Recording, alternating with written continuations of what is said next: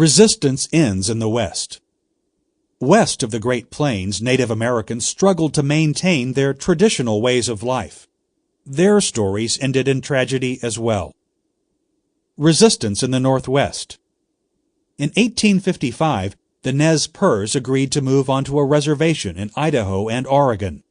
But in 1863, as gold miners and settlers began streaming onto the reservation, the U.S. government took back 9/10 of the Nez Perce land.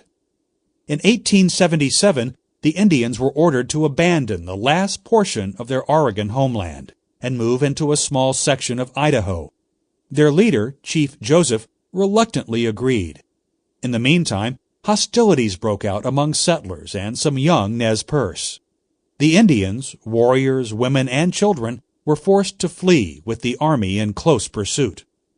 The Nez Perce headed to Canada, fighting major battles as they fled. Less than 40 miles from the Canadian border, Joseph and his people were forced to surrender to the U.S. Army. History's Voices. I am tired of fighting. Our chiefs are killed. It is cold, and we have no blankets. The little children are freezing to death. My heart is sick and sad. From where the sun now stands, I will fight no more forever. Chief Joseph, statement at his surrender, 1877. Chief Joseph and his people were taken first to eastern Kansas and then to Indian Territory, present-day Oklahoma, where many died.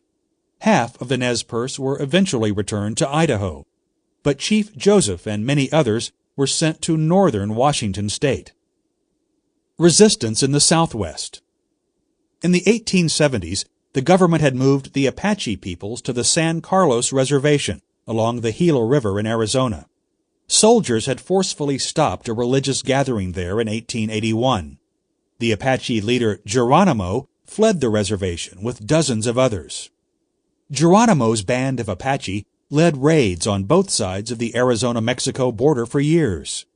Geronimo briefly returned to reservation life in 1884, but soon he resumed raiding settlements. Captured one last time in September 1886, Geronimo and his followers were sent to an Apache internment camp in Florida as prisoners of war. Geronimo's surrender marked the end of armed resistance in the Southwest. Life on the reservations. The U.S. government had two reasons for creating Indian reservations. First, it wanted control over all the Western territories. Second, many Americans wanted Native Americans to abandon their traditional culture and religions and live like white Americans. Americanization. Starting in about 1870, the government's Indian policy changed yet again. Most government officials and reformers began to believe that Native Americans would be better off if they abandoned their culture and adopted the culture of white America. The new thinking was that instead of removal, treaties, reservations, or war, the government should pursue a policy of Americanization. Americanization entailed a wholesale attack on Native American beliefs and practices, starting with tribal identity.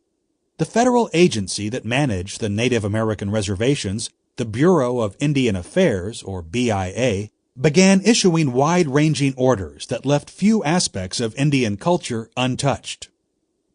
History's Voices. You are therefore directed to induce your male Indians to cut their hair, and both sexes to stop painting their faces. The wearing of citizens' clothing instead of the Indian costume and blanket should be encouraged. BIA letter to Greenville Indian School, California, 1902. The government built schools for Native American children, often hundreds of miles away from the students' homes. In these schools, students could only speak English and could not wear their traditional clothing. Every effort was made to discourage students from practicing their own culture so that they might learn to live like white Americans. The Dawes Act.